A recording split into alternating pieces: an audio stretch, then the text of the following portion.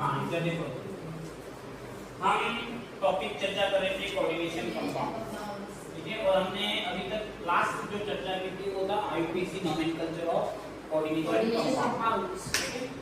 अब इसके आगे आज हम चर्चा करने वाले हैं। तो आज के सेशन में हम क्या क्या चर्चा करेंगे, तो आइसोमेरिज्म के बारे में चर्चा करेंगे, geometrical and optical isomerism in tetrahedral complexes and in स्क्वाड्रेनल कॉम्प्लेक्स, ठीक है। इसके अलावा हम चर्चा करेंगे geometrical isomerism in octahedral complexes, और लास्ट हम चर्चा करेंगे स्ट्रक्चरल आइसोमेरिज्म। तो कुल मिलाकर हम आइसोमेरिज्म के बारे में आज के सेशन में चर्चा करने वाले हैं, ठीक है। आइसोमेरिज्म क्या होता है, तो आइसोमेरिज्म का एक सामान्य मतलब होता है कि उसका मॉलिक्यूलर फार्मूला तो बाहर से सेम लगता है, लेकिन अंदर जो एटम का अरेंजमेंट है वो डिफरेंट तरीके का होता है। अंदर का 3D में जब हम अरेंजमेंट देखते हैं तो वो अलग अलग तरीके का होता है।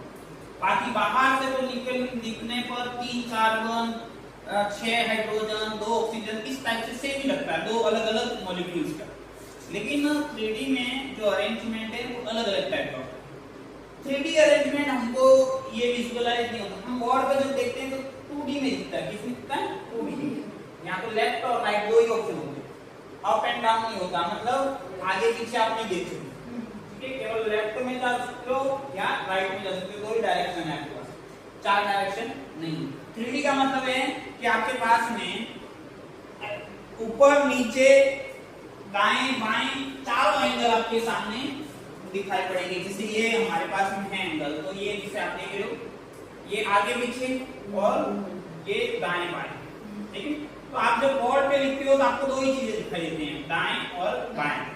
ये अंदर और बाहर वाली चीजें नजर नहीं आती, ठीक है। तो इस तरह से आपको 3D के अंदर चीजों को देखना है। 3D के अंदर 3 एक्सिस होते हैं, जैसे ये बात करें हम एक्स एक्सिस की, ठीक है, तो ये हमारा वाई एक्सिस हो गया, और एक और एक्सिस होगा जेड एक्सिस, ठीक है, ये हमारा जेड एक्सिस, ठीक है।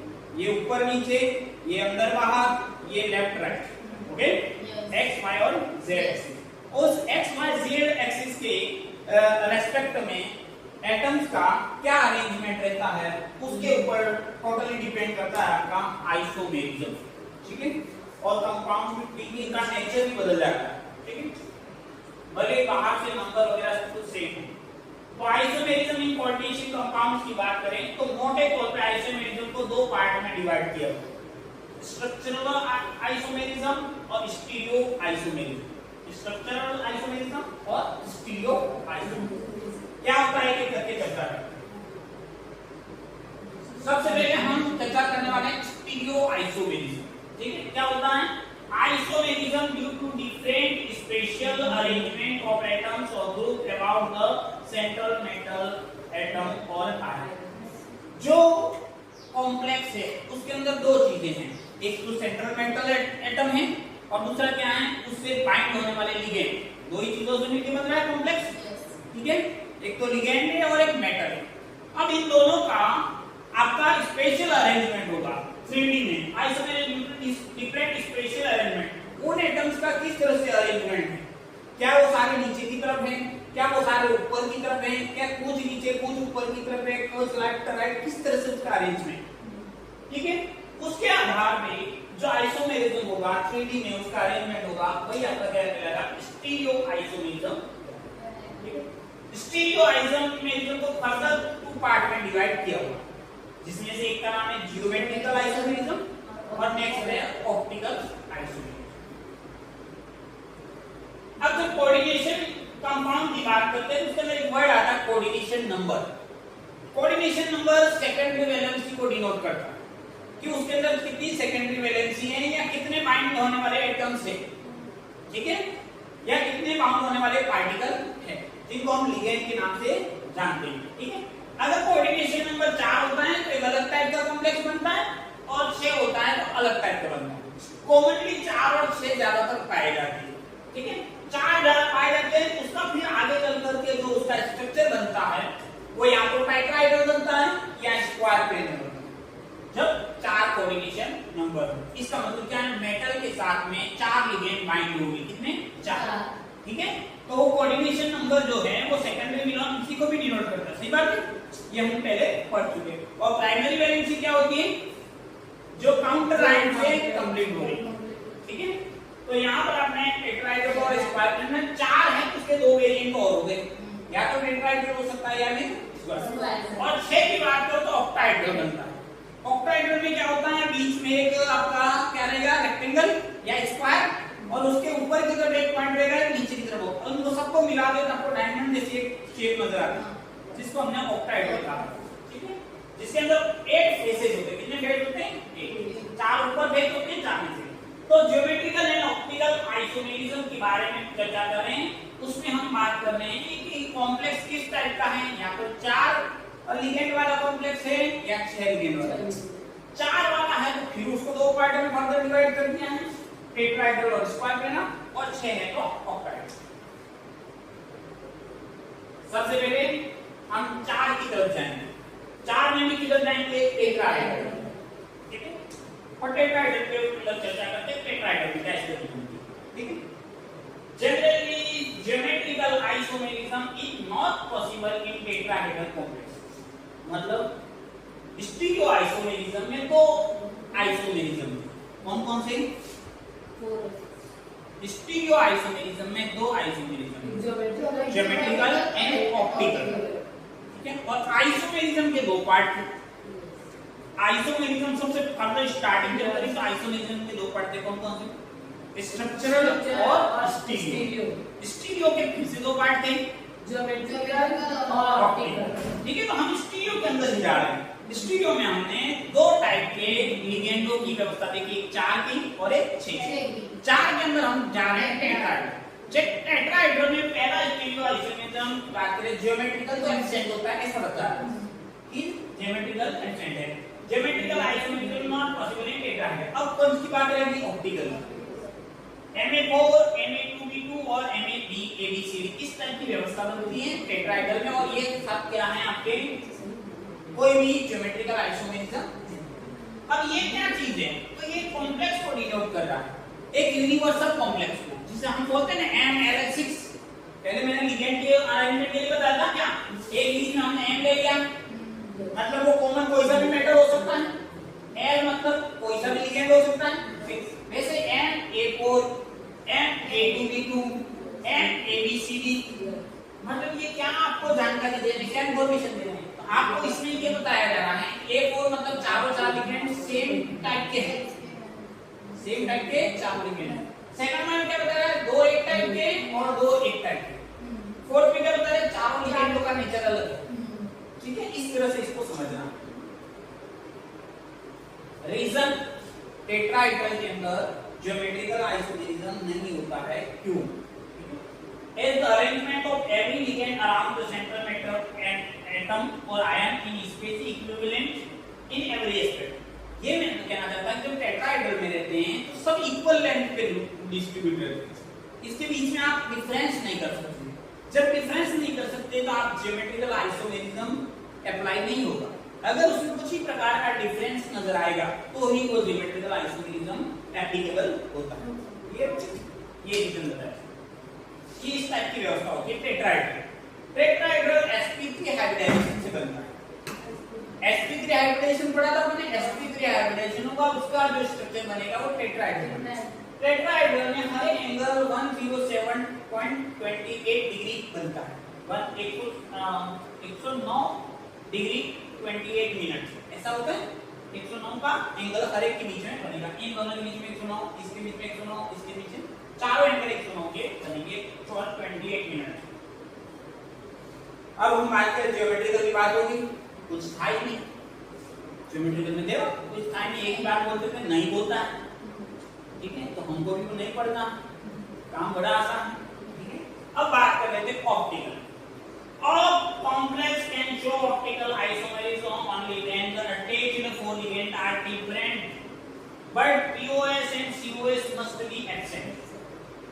पहली बात तो ये कह रहा है कि चारों लिगेंड डिफरेंट होने चाहिए, ABCD होने चाहिए, चारों A4 नहीं हो सकते, A2B2 नहीं हो सकते, और जो होने चाहिए ABCD। तब ये आपका क्या लगेगा, ऑप्टिकल आइसोमेरिज्म लगेगा। ये तो पहली कंडीशन। दूसरी condition POS and COS absent होने चाहिए। पीओएस और सीओएस क्या होता है? तो ये सिमेट्री होती है। सिमेट्री का मतलब क्या होता है? तो इसको बोलते हैं पीओएस का मतलब प्लेन ऑफ सिमेट्री, और सीओएस का मतलब होता है सेंटर ऑफ सिमेट्री। अब सिमेट्री क्या होता है? एक मैं छोटा सा एग्जांपल दे देता हूं। हमारी इस दीवार के एक तरफ फोटो है, एक तरफ फोटो नहीं है, ठीक है? तो ये अभी सिमेट्रिकल नहीं दिख रहा, ठीक है? लेकिन दोनों साइडों में फोटो लगा दे तो आपको एकदम परफेक्ट व्यू आएगा। कोई भी बड़ी दीवार है तो आप दोनों साइड में यहाँ पर फिर उसको बीचों बीच लगाओ ताकि दोनों एरिया को कवर करे, एक यूनिवर्सल स्पॉट बन जाए। अभी एक साइड में बन रहा है, एक साइड खाली है, तो थोड़ा सा आपको आंखों को सही नहीं लग रहा है ना, अटपटान सा लग रहा है, तो वो क्या है? नॉन सिमेट्रिकल, ठीक है? और अगर आपने दोनों साइडों में सेम कर दिया तो वो क्या हो जाएगा? सिमेट्रिकल। तो प्लेन ऑफ सिमेट्रिकल का मतलब है जो सेम पार्ट में डिवाइड कर दे, सेम पार्ट में डिवाइड कर दे। जैसे हम है तो हमको यहाँ से बीच में से काटोगे तो दो पार्ट बनेंगे सेम टू सेम, एक आंख इधर एक आंख इधर, ठीक है?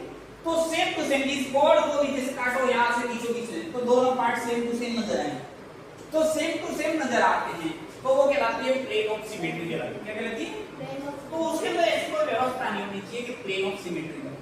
दूसरा centre of symmetry. Centre of symmetry का मतलब होता है कि जिस पॉइंट से आपका वो जुड़ रहा है, ये बीच वाला पॉइंट है, यहां से सारे एटम्स की डिस्टेंस सेम नहीं होनी चाहिए।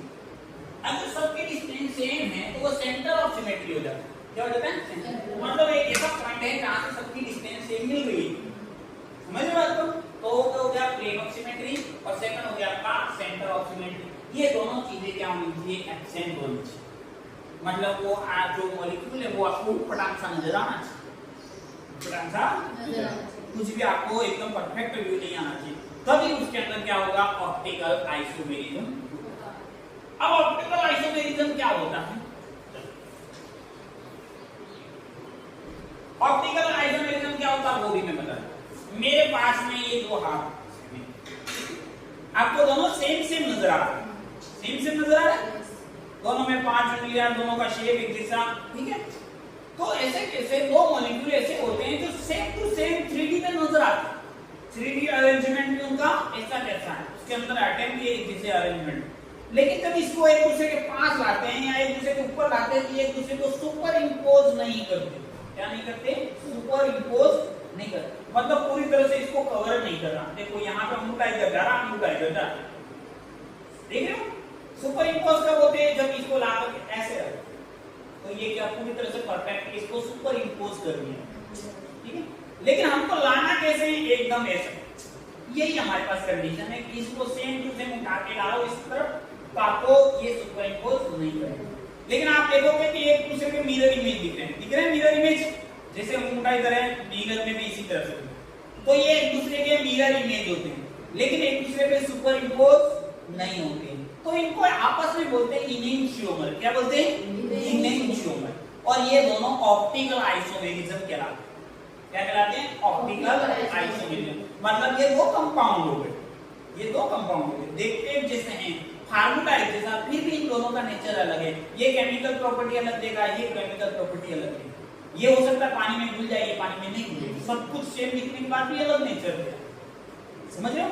इसीलिए इनसे कंपाउंड को अलग तरीके से क्लासिफाई किया गया और हम आइसोमेरिज्म को पढ़ते हैं इसके अंदर, और ये बताते हैं कि ये आइसोमेरिज्म के तहत ये डिफरेंट टाइप का। ऑप्टिकल आइसोमेरिज्म में हमने ये बात करी एसिटाइलो एसीटोनेटो, ये कंपाउंड है, ठीक है? उसके अंदर आप बेरिलियम है और ये आपका लिगेंड है, एसिटाइलो एसीटोनेटो, ठीक है? तो ये आप देखो एसिटाइलो एसीटोनेटो ये बाइडेंटेड लिगेंड है, बाइडेंटेड है, मतलब एक लिगेंड दो जगह से जुड़ रहा है, लिंकेज हो रहा है आपका किससे? मेटल से, दो बार हो गया, तो ये दो टाइप्स हो गया, बाइडेंटेड हो गया। अब इसको बोलते हैं ऑप्टिकली इनएक्टिव। क्या बोल रहे हैं? ऑप्टिकली इनएक्टिव बोल रहे हैं। ऑप्टिकली आइसोमेरिज्म टेट्राहाइड्रल कॉम्प्लेक्स, तो ये ऑप्टिकली इनएक्टिव है, ये एक्टिव नहीं है। क्यों? क्योंकि यहाँ पर ऑक्सीजन और यहाँ पर ऑक्सीजन, यहाँ पे ऑक्सीजन और यहाँ पर ऑक्सीजन, चारों पॉइंट में आप देखो सेम सेम ऑक्सीजन आ रहा है, ठीक है? और पहली शर्त क्या थी? एबीसीडी होना चाहिए। एबीसीडी मतलब चारों लिगेंड, चारों पॉइंट क्या होने चाहिए? डिफरेंट होने चाहिए। अब इसको जो बोला है यहाँ पर वही बेंजाइलो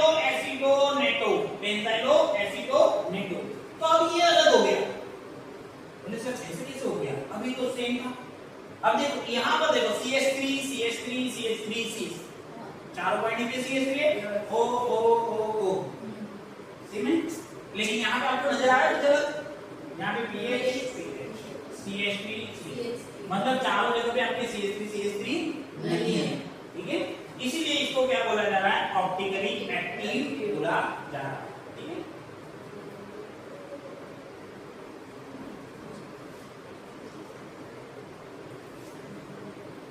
अब हम बात करते हैं geometrical and optical isomerism coordination number 4 की बात। तो अभी हमने किसकी बारे में चर्चा की, मतलब कोऑर्डिनेशन नंबर कौन था, फोर ही था, ठीक है। अभी भी क्या है, 4 ही है, लेकिन 4 में भी दो वेरिएंट थे, एक टेट्राहेड्रल था, टेट्राहेड्रल इजी है क्योंकि एक ज्योमेट्रिकल तो होती ही नहीं। ऑप्टिकल में आपको एक बताया हुआ है कि ABCD होनी चाहिए चार आगे, ठीक है। दूसरा उसके अंदर POS और COS नहीं होना चाहिए। तो यहाँ पे टेट्राहेड्रल वाला कॉलम अपना पूरा हो गया। हम नेक्स्ट पार्ट की तरफ आगे बढ़ते हैं, स्क्वायर।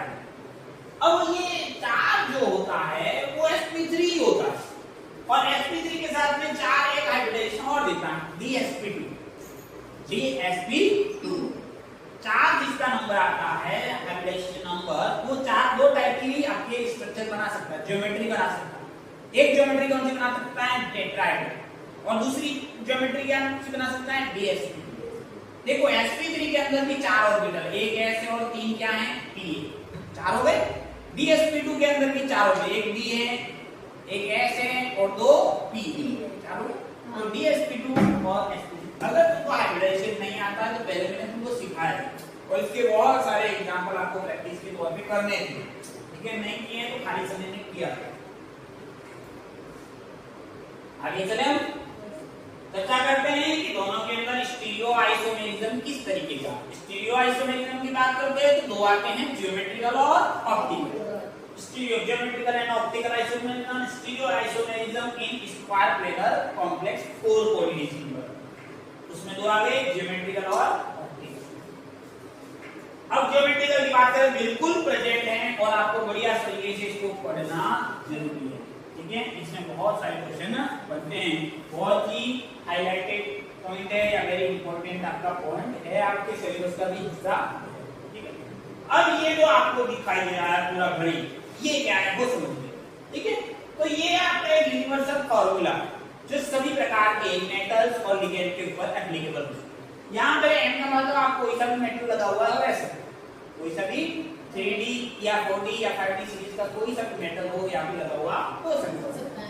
ए का मतलब लिगेंड है, और यहाँ पर A4 का मतलब ये है कि चारों चार लिगेंड एक ही तरीके के, मतलब अगर एक क्लोरीन लग रहा है तो चारों चार क्लोरीन ही है, ठीक है। तो Na4, ठीक है। N प्लस माइनस का मतलब ऑक्सीडेशन नंबर ऊपर, प्लस माइनस +1 भी हो सकता है, +2 भी हो सकता है, +3 भी हो सकता है। इसलिए N अल्फाबेटिकली ऑर्डर इसलिए दिया है, मतलब आप कोई सा भी नंबर लगा सकते हैं। यहाँ पे कोई सा भी नाम का एलिमेंट आ सकता है, यहाँ पे कोई सा भी आपका क्या आ सकता है, लिगेंड आ सकता है, लेकिन एक कॉमन क्या है, मतलब चारों चार आएंगे तो एक जिससे आएंगे। नेक्स्ट तीन एक जैसे लिगेंड है, एक अलग टाइप का, जैसे 3 क्लोरीन है और एक क्या हो गया, ब्रोमीन हो गया, बाकी सारे एक्स्ट्रा एक। सेकंड जो टर्म है उसके अंदर A करके 2 दे दिया, इस सिंबल का जब इस सिंबल का मतलब है कि आपके जैसे बाइडेंटेड है, मतलब दो सिरे से, मतलब एक लिगेंड दो जगह से जुड़ जाता है, तो आपको दो लिगेंड की जरूरत है, क्योंकि एक के दो सिरे तो दो लगाओगे तो चार हो गए पूरे, ठीक है। एक के दो हाथ है तो आपको चार हाथ करने हैं, तो दो व्यक्तियों की जरूरत पड़ती है, एक के दो हाथ दूसरे के दो तो चार हो गए, ठीक है। अगर किसी के एक ही हाथ है तो आपको 4% की जरूरत पड़ेगी, क्योंकि हाथ नहीं है कि किसी के, हो सकता है कि सेना में शहीद हो गया होंगे, हाथ कट गया होगा, ठीक है। तो आपके एक हाथ रहता तो आपको 4 आदमियों की जरूरत है, लेकिन दो हाथ रहता आपको 2 आदमी, तो यहाँ पे 2 लिगेंड बताएंगे। इसका मतलब क्या है कि ये बाइडेंटेड लिगेंड है। कौन सा लिगेंड है, बाइडेंटेड।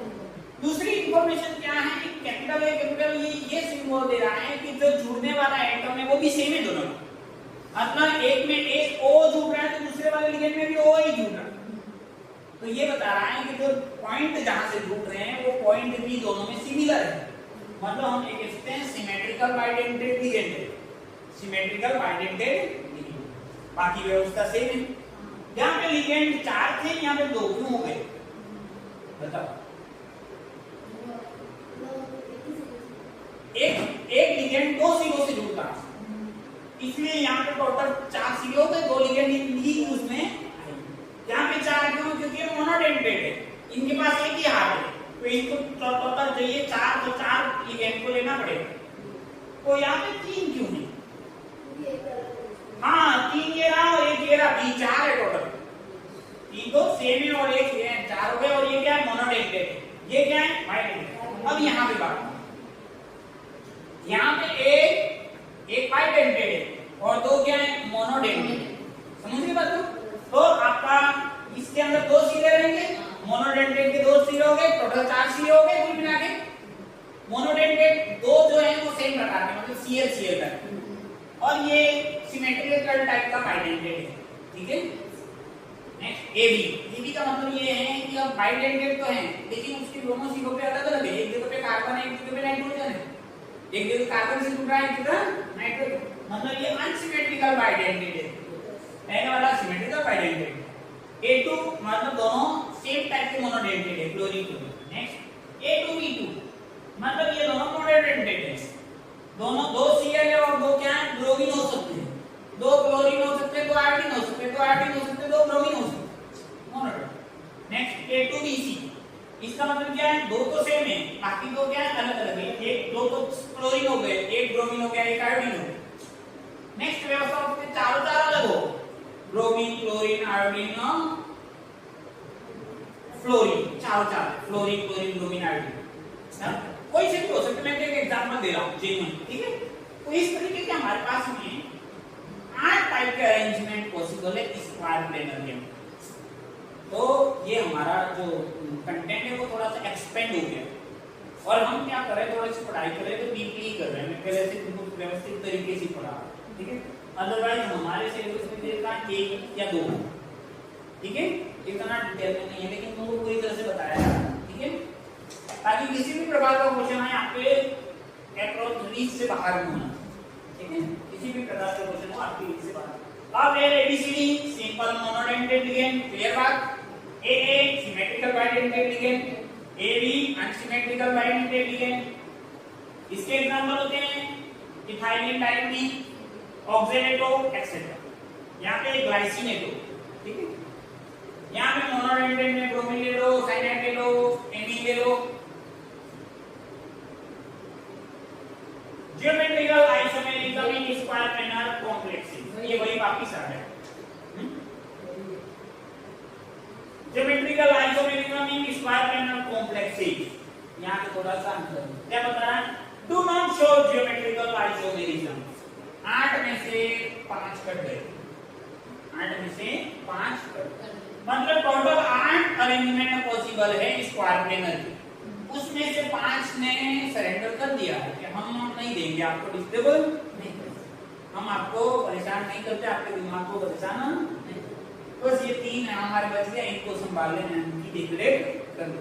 ठीक है, 5 तो अपने को मतलब 5 क्यों नहीं है? क्योंकि 5 चारों का सेम है, तो सेम होता है तो नहीं आता है, तब अंदर कुछ उटपटांग सी व्यवस्था होगी तभी आइसोमेरिज्म आएगा। रीजन, अब वो 5 क्यों मना कर रहे थे वो देखो। M A simple monodentate ligand, symmetrical bidentate. इसके अंदर क्या होता है? प्लेन ऑफ सिमेट्री होता है, बीच में से काटो, दोनों तरफ में सही से सिमेट्रिकल बन रहा है, मतलब वो आइसोमेरिज्म नहीं बनेगा। यहाँ पर भी 3 बन रहे हैं तो भी नहीं बनेगा, यहाँ पर भी आपके इस टाइप की व्यवस्था में नहीं बनेगा, इसमें भी नहीं बनेगा, इसमें भी नहीं बनेगा। अनसिमेट्रिकल बाइडेंटेड लिगेंड ये। तो ये 5 जो अरेंजमेंट हैं उन्होंने मना कर दिया है, हम आपको ज्योमेट्रिकल आइसोमेरिज्म नहीं करेंगे। See the possible geometrical geometry तो नहीं बनती, इनकी एक ही ज्योमेट्री होती है और उसके अलावा कुछ नहीं होता। अब बच गए ये तीनों में से, ठीक है, 6, 7 और 8 नंबर। ये बड़े प्यारे हैं, A2B2, ठीक है, A2BC और ABCD। ठीक है, ABCD तो आसानी से याद कर जाएगा, दूसरा A2B2 और तीसरा A2BC। शो ज्योमेट्रिकल A2B2 की बात करें, दो भाई ये A2 और B2। अब इसका ज्योमेट्रिकल आइसोमेरिज्म देखो। अब किस तरह से ज्योमेट्रिकल आइसोमेरिज्म को आइडेंटिफाई करते हैं वो यहाँ पर आपको नजर आएगा, ठीक है। अब ये एक स्ट्रक्चर स्क्वायर प्लेन था, अगर दोनों एक ही डायरेक्शन में ऊपर की तरफ दिख रहे हो दोनों, तो इसको हम एक नाम देते हैं सीस। ज्योमेट्रिकल आइसोमेरिज्म में दो अलग नाम दिए जाते हैं, एक जब सेम साइड में होते हैं इसको सीस कहा जाता है, same group same side, same group opposite side, इसको ट्रांस कहा जाता है, ठीक है। अब ये सेम ग्रुप में वो ऑपोजिट साइड है, देखो same group opposite side, B दोनों एक साइड में है, ए दोनों। तो ज्योमेट्रिकल आइसोमेरिज्म के दो टाइप होते हैं, सीस और ट्रांस। क्लियर हो गई बात। तो ज्योमेट्रिकल आइसोमेरिज्म का पहला एग्जांपल जो वास्तव में होता है वो यहाँ पर आया। अभी तक ज्योमेट्रिकल आइसोमेरिज्म का एक एग्जांपल हमने देखा नहीं, क्योंकि हर जगह खाली हम समझ रहे थे कि ऐसा होता है, ठीक है। कहानी वास्तव में एक ही आया नहीं था। ऑप्टिकल के आ गए थे, ऑप्टिकल का आ जाएगा, लेकिन ज्योमेट्रिकल का नहीं आता। ये पहला एग्जांपल है ज्योमेट्रिकल का, ठीक है। और इसके दो पार्ट हो गए, सीस और ट्रांस। सेम साइड होगा तो आपका सीस, ऑपोजिट साइड होगा। और यहाँ पे आपका 3D अरेंजमेंट दिखाई दे रहा है, आपको दिखाई दे रहा है बीबी ग्रीन कलर दोनों एक साइड, रेड कलर एक साइड, पीछे की तरफ जा रहा है, ये आगे की तरफ जा रहा है, ठीक है। तो आपने क्या नाम दिया, सीस। यहाँ पे दोनों ऑपोजिट जा रहे हैं, दोनों ऑपोजिट जा रहे हैं, नाम क्या दे दिया, same group opposite side trans.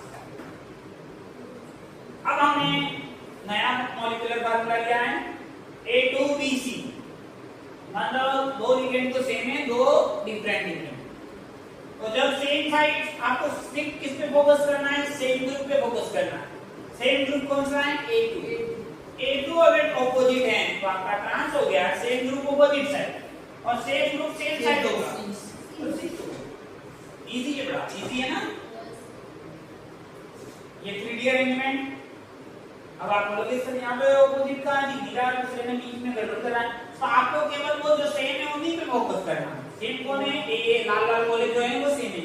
अब यहाँ पे दोनों एक ही डायरेक्शन में है, इनको सीस का। अब ये देखो लाल लाल दोनों एक दूसरे के ऑपोजिट हो गए। लास्ट है ABCD। ABCD में टोटल पॉसिबल ज्योमेट्रिक आइसोमेरिज्म कितने होते हैं, 3। कितने होते हैं, तो इसमें देखोगे तो ABCD इस टाइप से लिख सकते हो आप, ठीक है, सेम मैनर में ABCD। दूसरे में क्या लिखो, अब B और C को एक्सटेंड करो, B की जगह पे C गया है, C की जगह पे B गया है, तो हमने ऐसे लिखा ACBD, ठीक है। अब तीसरी कंडीशन क्या है, इन दोनों को आपस में एक्सटेंड करो, B को D की जगह ले आए, D को B की जगह, तो हमारे पास में 3 अरेंजमेंट हो सकते हैं। अंदर एटम्स के 3D में अरेंजमेंट और ओरिएंटेशन के 3 पॉसिबिलिटीज है। पहली तो रेगुलर फॉर्मेट, सीक्वेंस फॉर्मेट में आ रहा है ABCD। सेकंड में क्या करो, ये जो है B और C को आपस में इंटरचेंज कर दो, तो आप बाकी तो सेम है, B की जगह C चला गया, C की जगह B। नेक्स्ट वाले में नीचे वाले को ऊपर नाए बाएं कर दो, तो D की जगह B चला गया, B की जगह D चला गया, और आपके पास में कितने पॉसिबल है, 3 आइसोमर पॉसिबल है ABCD। ये वाला आपका 3D अरेंजमेंट हो गया, ठीक है।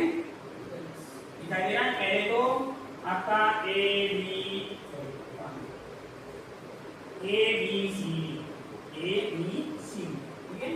अब B और C को चेंज कर दिया, हाँ ये B की जगह C चला गया, C की जगह B चला गया, ACBD, ठीक है। नेक्स्ट में B और D को चेंज कर दिया,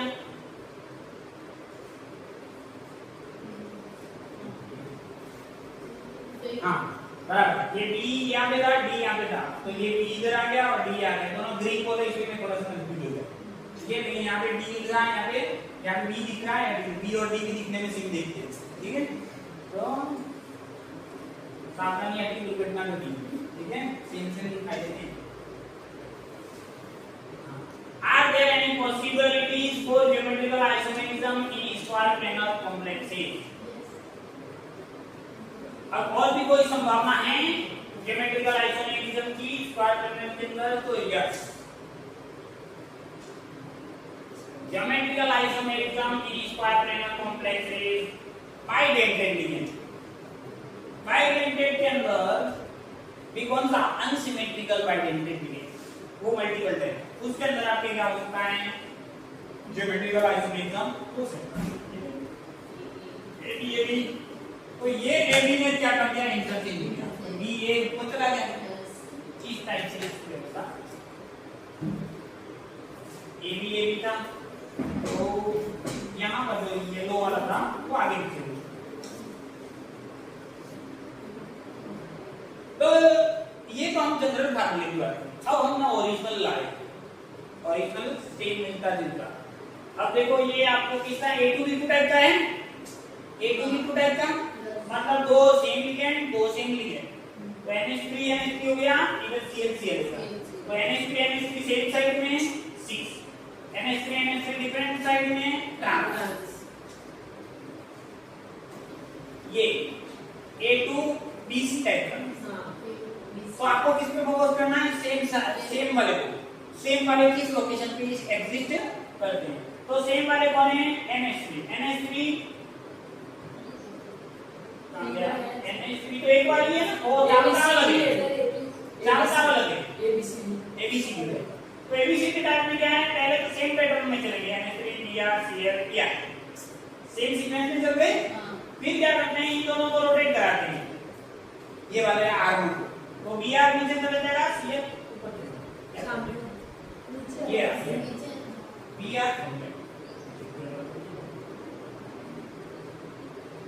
BR CL और PY को यू कर दीजिए, CA से रह जाएगा। हाँ ये PR और C ऑपोजिट नीचे वाले से ऑपोजिट ही तो है।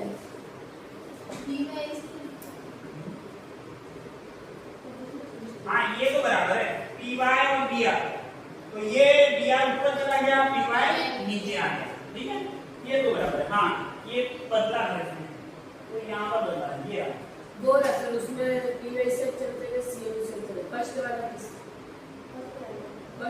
किसने ये इसके साथ मैच करना, हाँ ये इधर जाएगा, ये इधर जाएगा ना, बिल्कुल CL इधर जा रहा है, PI इधर जा रहा है, तो CL इधर आ गया और PY, फिर ये क्या गया इन दोनों का आपस में इंटरचेंज, ठीक है। तो यहाँ से ये पहला स्ट्रक्चर, दूसरा स्ट्रक्चर और तीसरा, ये आपका बाइडेंटेड अनसिमेट्रिकल के सिमेट्रिकल, अनसिमेट्रिकल ग्लाइड से दो, मतलब दो अलग अलग पॉइंट होंगे। देखो यहाँ पे N से जुड़ रहा है, यहाँ पे ऑक्सीजन से जुड़ रहा है, अगर दोनों साइड में N से जुड़ता है तो सिमेट्रिकल हो जाता है। तो यहाँ पे देखो NH2O दोनों सेम तरीके से जुड़े हैं, लेकिन यहाँ पे NH2 से जुड़ा हुआ है और यहाँ पे O से जुड़ा हुआ है, ऑपोजिट हो गए, ट्रांस बाइडेंटेड तो देता है।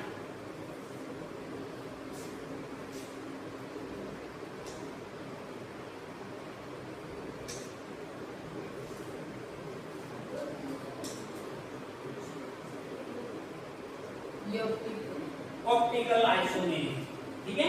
Square planar complex generally do not show optical isomerism, this is because all the four elements and metal cations exist in the same plane have POS। इसकी खासियत क्या है कि ऑप्टिकल आइसोमेरिज्म में इसमें कौन सा होता है, ज्योमेट्री। टेट्राहेड्रल में क्या था, ऑप्टिकल, हाँ ज्योमेट्रिकल उसमें नहीं था, उसमें क्या था ऑप्टिकल। यहाँ पे क्या है, ज्योमेट्रिकल तो है लेकिन ऑप्टिकल नहीं है। ऑप्टिकल क्या होता है, मिरर इमेज दिखते हैं, लेकिन जब एक दूसरे के सीधा लेकर आते हैं ऊपर तो सुपर इम्पोज, ये ऑप्टिकल है, ठीक है। दिखाई तो बिल्कुल सेम दिखाई दे रहा है, ठीक है, वो यहाँ पर नहीं है इस पार्ट में। इसका मतलब क्यों है, क्योंकि इसके अंदर प्लेन ऑफ सिमेट्री होती है। प्लेन ऑफ सिमेट्री का मतलब क्या है, कि प्लेन ऑफ सिमेट्री का मतलब है कि जैसे ये किताब है, अब इसके चार एंगल बन रहे, ये स्क्वायर प्लेनर ही है, देखो ये स्क्वायर है, एक रेक्टेंगल की तरह मान लो आप इसको, रेक्टेंगल है या स्क्वायर मान लो थोड़ा, ठीक है। चारों कॉर्नर है, चार आर्म है, अब इसको बीच में से काटोगे, मान लो एक लिगेंड यहाँ, एक लिगेंड, चारों कॉर्नर पे लिगेंड है, ठीक है, और बीच में क्या है, मेटल। अब मैं बीच में से काटूं, बीच में से काटूं तो आधा आधा चारों का सेम टू सेम नीचे आएगा, चारों ऊपर रहेगा, तो बीच में प्लेन ऑफ सिमेट्री हो गया प्लेन ऑफ में। बीच में से बराबर काटेंगे, चार ऊपर सेम लेंगे, चार नीचे सेम लेंगे। इसलिए स्क्वायर प्लेन में भले ही चारों लिगेंड अलग अलग हो, ABCD हो, तो भी बीच में से एक ऐसा प्लेन कट सकता है जो दोनों को सेम पार्ट में बांट सकता है। सही है, ABCD है, चारों लिगेंड अलग है, लेकिन बीच में से फिर से भी आप काटोगे तो चारों ऊपर सेम, चारों नीचे सेम। इसलिए इसके अंदर स्क्वायर प्लेनर के अंदर कभी भी क्या नहीं होगा, ऑप्टिकल आइसोमेरिज्म नहीं होगा। और टेट्राहेड्रल के अंदर क्या नहीं होगा, ज्योमेट्री। तो दोनों में एक एक आइसोमेरिज्म अपने को पढ़ना, दोनों में एक एक ही पढ़ना। इज देयर एनी एक्सेप्शन, कोई एक्सेप्शन है? यस।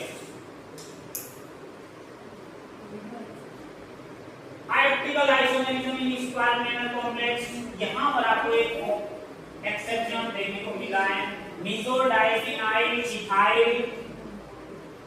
इथाइलिन डाइएनिन।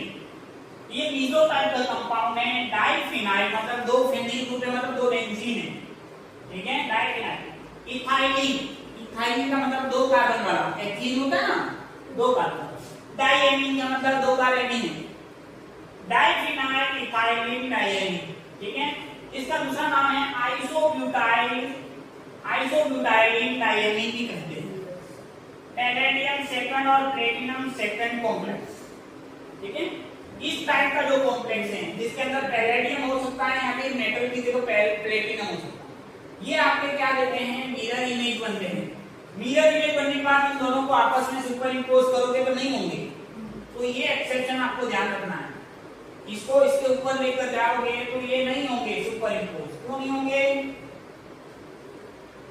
इसको इसके ऊपर ले जाओगे तो ये CH3 यहाँ पे आएगा, इसलिए नहीं। तो ये एक एक्सेप्शन है जो आपको क्या करना है, दिमाग में रखना है।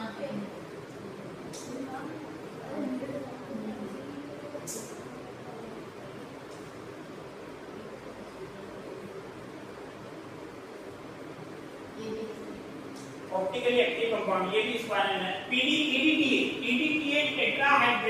टेट्राडेंटेड लिगेंड, ठीक है, टेट्राडेंटेड लिगेंड है, ये भी एक तरह से व्यवहार करेगा आपका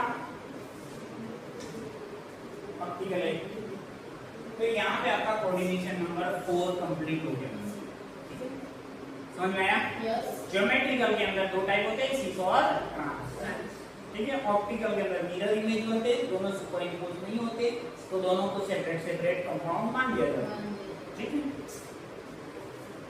अब बात करनी है ऑक्टाहेड्रल।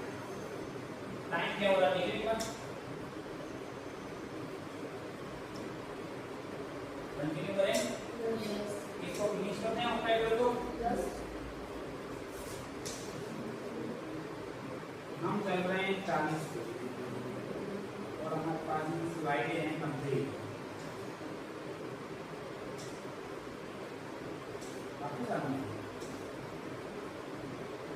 ऑक्टाहेड्रल कंप्लीट कर देते हैं, इसके आगे एक स्ट्रक्चरल है,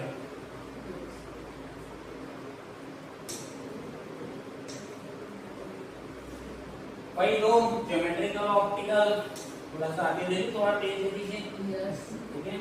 octahedral complexes where ligands are तीन टाइप के लिगेंड हैं, मोनोडेंटेड, सिमेट्रिकल बाइडेंटेड और अनसिमेट्रिकल बाइडेंटेड, ठीक है। सिमेट्रिकल बाइडेंटेड हो सकते हैं, अनसिमेट्रिकल बाइडेंटेड। अनसिमेट्रिकल और सिमेट्रिकल क्या होता है, जब दोनों पॉइंट सेम टाइप के एटम से हो तो सिमेट्रिकल, और दोनों जुड़ने वाले पॉइंट अलग अलग हो तो अनसिमेट्रिकल। ऑक्टाहेड्रल सबसे पहले बात करेंगे monodentate, having no chiral centre, chiral आपको पता चलेगा कोई, ठीक है। ये A6 का मतलब क्या हो गया, 6 लिगेंड है और 6 सेम नेचर के हैं, मतलब एक क्लोरीन 6 क्लोरीन ही है, समझ में आई बात। Does not show geometrical isomerism, देखो चार तो ये है प्लेन में, एक ऊपर है एक नीचे, इन चार सबको मिला दो तो क्या बन जाता है, ऑक्टाहेड्रल बन जाता है। तो ये आपका ज्योमेट्रिकल आइसोमेरिज्म नहीं देगा तो अच्छा, 5 वाला भी नहीं दे रहा, ये भी अच्छा है, क्योंकि 5 ही नहीं दे रहे, एक मतलब अलग हो गए, ठीक है, काम अपना कम कर रहे हैं, ठीक है। 4 वाले क्या कर रहे हैं, हाँ बोल रहे हैं, मैं तो दूंगा, ठीक है, कोई मत देता, हमारे काम ही नहीं करना पड़ता, ठीक है, याद ही नहीं रखना पड़ता, ठीक है। एक और B2 वाले की बात करें तो अब क्या है, ये जो दो डिफरेंट है उन दोनों के ऊपर आपको फोकस करना है, वो कहां पर एग्जिस्ट कर रहे हैं ज्योमेट्री में, ठीक है। तो ये देखो दोनों B सेम साइड में है या नजदीक है, तो उसको हमने सीस नाम दिया। ये दोनों B क्या है, ऑपोजिट साइड में है, तो इसको हमने ट्रांस नाम दिया। Possible number of geometrical isomerism 2, ठीक है, बाकी को अरेंजमेंट करेंगे। तीसरी व्यवस्था A2 B2 C2, तो यहां पर देखो A दोनों सेम टाइप के, B C सेम साइड में, B सेम साइड। अब इसका दूसरा, इसके कितने ज्यादा बंद रहे, कौन से, A2 B2 C2 के, A2 B2 C2 के, ठीक है। A2 B2 C2 क्यों आया, क्योंकि कोऑर्डिनेशन नंबर 6 आया, 6 मतलब 6 नंबर करने हैं हमने लिगेंड, 2 A के किए, 2 B के किए और 3 C के किए। इससे पहले A2 B2 ही आएगी, क्यों,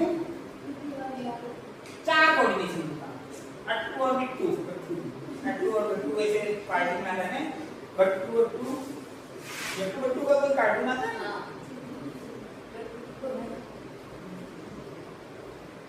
चलो, तो अभी दूसरा टाइप का ये देखेंगे, देखो A दोनों सामने पास में थे पहले में, अभी वो दोनों A क्या होंगे, ऑपोजिट, तो ये ट्रांस हो गया, ये दूसरा है। तीसरे में देखो, तीसरे में क्या हो गया, ये दोनों C क्या थे, ऑपोजिट में थे, ये C दोनों पास में आ गए, ठीक है, तो ये तीसरे टाइप का हो गया।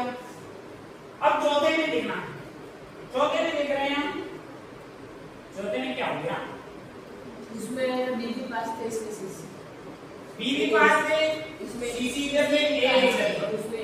अब इसमें A यहाँ पे आ गया, B भी ऑपोजिट हो गया, B ऑपोजिट हो गया, इसमें A ऑपोजिट था, इसमें भी A ऑपोजिट है। अब यहाँ पे B ऑपोजिट हो गया, यहाँ पे C ऑपोजिट हो गया, टोटल आपके 5 वेरिएंट बन गए, 5 आइसोमर बने, किसके, A2 B2 C2, A2 B2 C2, कितना प्यारा नाम है, A2 B2 A3 B3।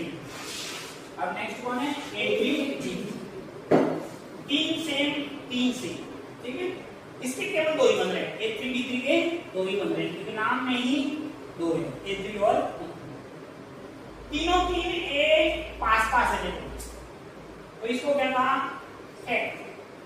Face, facial देखिए, क्या कहते हैं, फेशियल, मतलब अपने मेजर नहीं करना है। इसका नाम FAC है, जिसको सीस भी बोलते हैं, जिसको सीस बोल रहे थे, अब FAC नाम से जाना। FAC का मतलब है फेस, फेस का मतलब है 8 फेस होते हैं। अब मैं जैसे ये चौक का बॉक्स देख लो,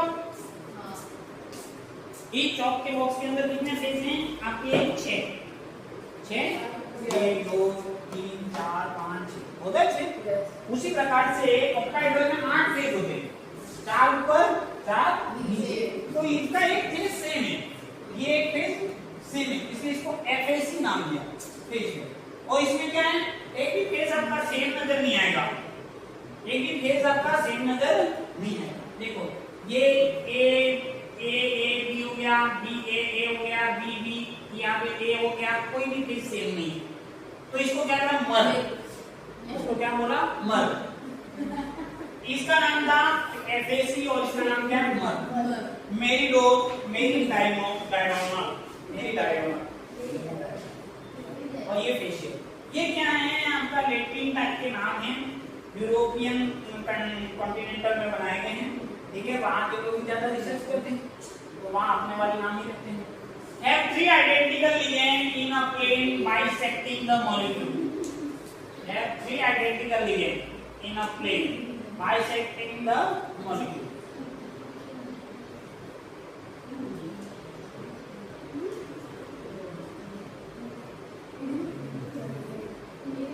Possible number of geometrical isomorphism have 3 identical ligands on one triangular face. एक जो ट्रायंगल फेस है तीन सेम टाइप के हैं और तीनों तीन क्या हो जाएंगे, have three identical ligands in a plane bisecting the molecule, तीनों अलग अलग है, ठीक है, और तीनों सेम टाइप के हैं।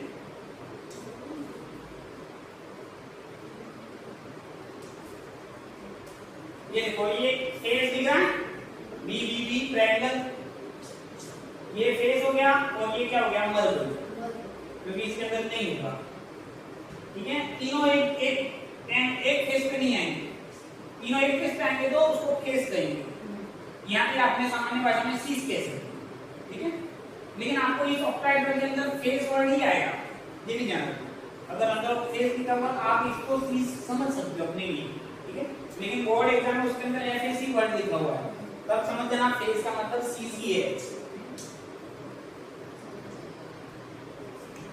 स्ट्रक्चरल आइसोमेरिज्म मतलब यहाँ पे ऑक्टाहेड्रल का एक थोड़ा सा ब्रीफ व्यू दिया है, ऑक्टाहेड्रल का कुछ एक और बाकी है, एक दो एग्जांपल और बाकी है तो नेक्स्ट सेशन में चर्चा करें।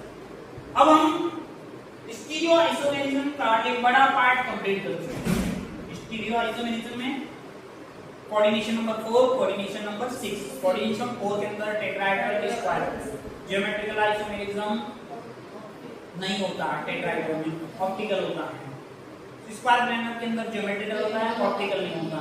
ऑक्टाहेड्रल के अंदर हमने ये कुछ एक देखे थे एग्जांपल, ठीक है। और अब हम बात करने वाले हैं स्ट्रक्चरल आइसोमेरिज्म।